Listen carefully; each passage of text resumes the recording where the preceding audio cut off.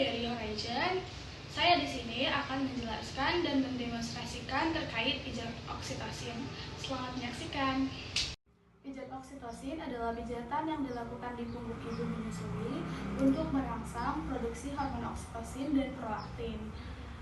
Hormon oksitosin akan menyebabkan kontraksi pada sel-sel otot yang mengelilingi saluran penghasil susu sehingga ASI akan terdorong keluar.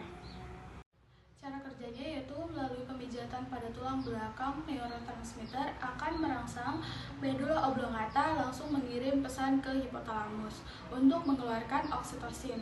Oksitosin menyebabkan otot-otot halus di sekitar kelenjar payudara mengkerut sehingga ASI akan keluar. Dengan pijat oksitosin, ini juga akan merelaksasikan ketegangan dan menghilangkan stres. Nah, kapan harus dilakukan pijat oksitosin? Pijat oksitosin efektif dilakukan 2 kali sehari pada hari pertama dan kedua postpartum. Karena pada kedua hari tersebut, ASI belum terproduksi cukup banyak. Pijat oksitosin dilakukan 2 kali sehari setiap pagi dan sore. Pijat ini dilakukan selama 15-20 menit. Kalian tahu nggak sih manfaat dari pijat oksitosin ini?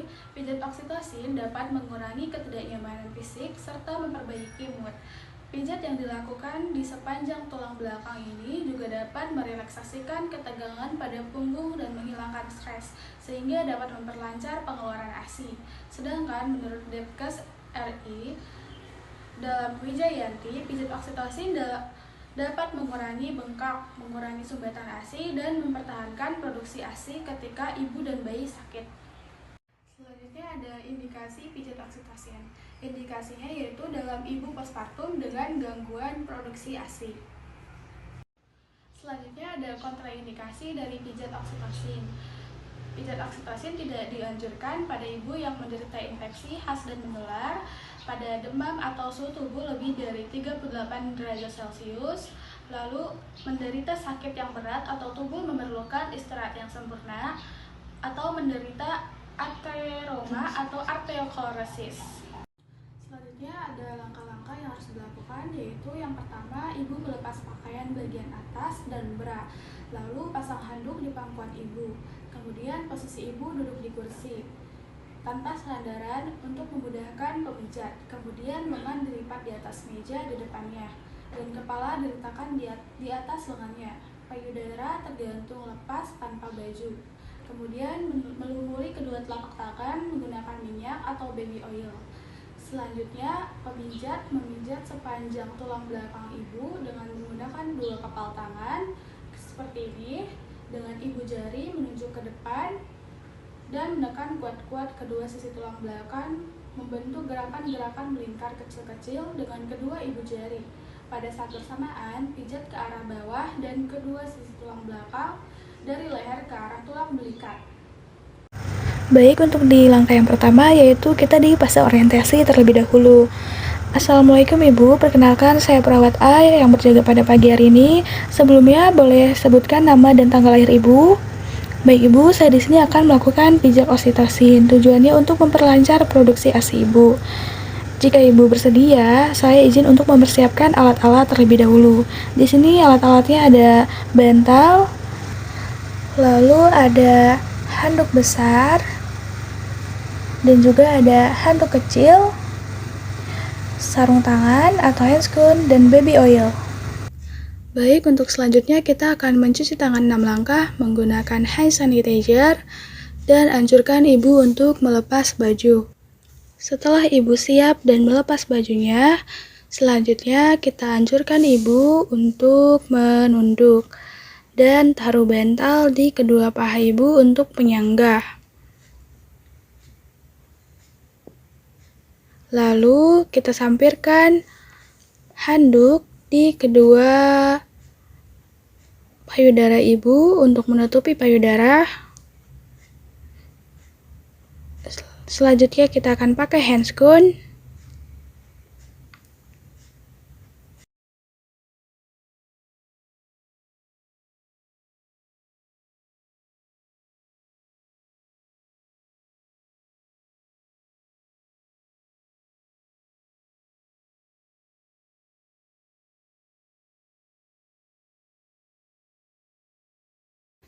Setelah memakai handscoon, kita akan tuang baby oil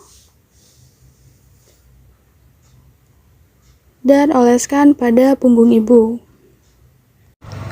Nah, untuk langkah yang selanjutnya yaitu memijat sepanjang kedua sisi tulang belakang ibu dengan menggunakan dua kepalan tangan, dengan ibu jari menunjuk ke depan. Selanjutnya, menekan kuat-kuat kedua sisi tulang belakang, membentuk gerakan-gerakan melingkar kecil-kecil dengan kedua ibu jari. Lalu untuk langkah selanjutnya yaitu pada saat bersamaan, memijat kedua sisi tulang belakang ke arah bawah dari leher ke arah tulang belikat selama 2-3 menit.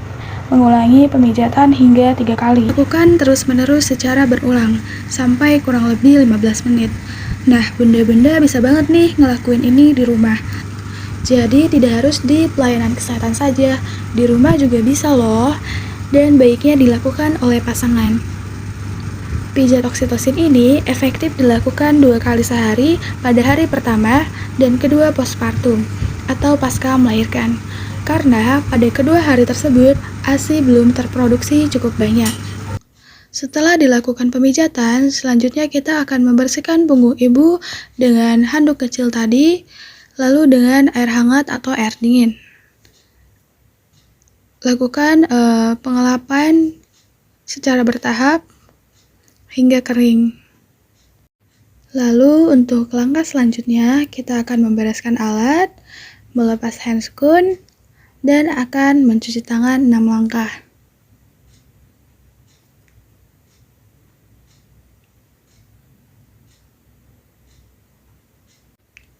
Setelah itu kita akan mengangkat bantal dan handuk yang berada pada ibu. Selanjutnya nanti kita akan anjurkan ibu untuk menyusui, untuk mengetahui apakah pengeluaran ASI-nya baik atau tidak. Selanjutnya kita akan mengevaluasi untuk memastikan tanda-tanda kecukupan ASI.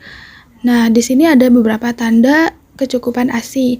Yang pertama yaitu bayi ibu langsung tidur setelah menyusui, iya atau tidak.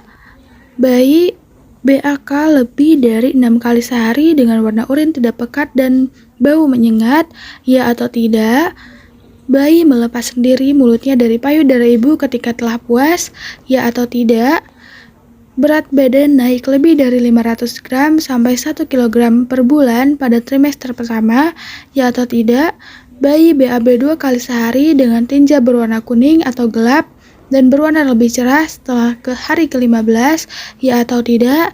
Nah, jika jawaban semuanya ya, maka bayi tersebut memiliki kecukupan ASI yang baik. Baik, sekian dari saya. Wassalamualaikum warahmatullahi wabarakatuh.